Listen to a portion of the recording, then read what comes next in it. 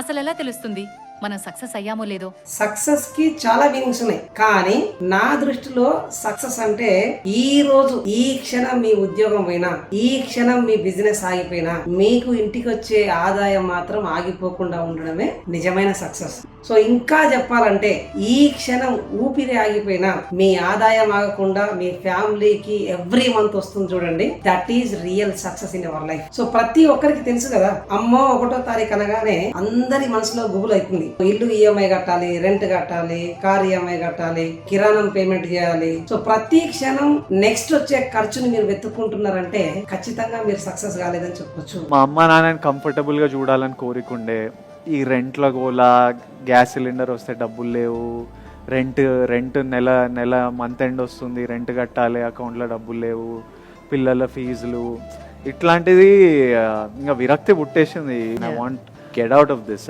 And నాకు respect కావాలి. మనకు చాలా మంది ఎప్పుడైనా మీరు ఖర్చులు తగ్గించుకోవడం అని చెప్తారు, కానీ సంపాదన పెంచుకోమని ఎవ్వరూ చెప్పరు.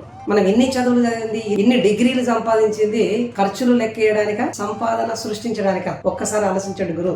లైఫ్ లో ఒకటి గుర్తుపెట్టుకోండి, ఎవరైనా మనకు సలహా ఇస్తారు కానీ సంపాదన మనకి ఎవ్వరు ఇయ్యరు. రూపాయి సహాయం చేయకపోయినా పర్వాలేదు, కానీ రెస్పెక్ట్ ఇస్తే చాలు అనుకుంటాం. కానీ ఎప్పుడైతే మీరు డబ్బు సంపాదించి సక్సెస్ అవుతారో అప్పుడే మీకు రెస్పెక్ట్ దొరుకుతుంది. డబ్బు సంపాదించకుండా నాకు రెస్పెక్ట్ కావాలి అని మీరు ఎక్స్పెక్ట్ చేస్తే మీకు మిగిలేది జీరో. సక్సెస్ అవుతాను అంటే ప్రపంచం మిమ్మల్ని నమ్మదు. సక్సెస్ అయ్యి చూపియండి. మీరు ఎగ్జాంపుల్ చెప్పే కంటే మీరే ఒక ఎగ్జాంపుల్గా నిలబడండి. ఖచ్చితంగా మిమ్మల్ని ఆరాధిస్తారు, మిమ్మల్ని ఇన్స్పిరేషన్గా తీసుకొని ముందుకు వెళ్తారు. ప్రతి ఒక్కరు ఈ రోజుకి ఆ సిచ్యువేషన్ ఉండకపోవచ్చు. ఒక 5 years ప్లాన్ చేసుకోండి. అంటే గతాన్ని మార్చే శక్తి భవిష్యత్తుకే ఉంటుంది. నెక్స్ట్ 10 years టార్గెట్ పెట్టుకోండి. సెటిల్ అయిపోవాలి, సక్సెస్ అయిపోవాలి. సక్సెస్ కి మీ డెఫినేషన్? మీ ఫ్యామిలీకి సమస్య వస్తే దేవుడి కంటే ముందు నువ్వు గుర్తుకు రావాలి. That is real success in our life.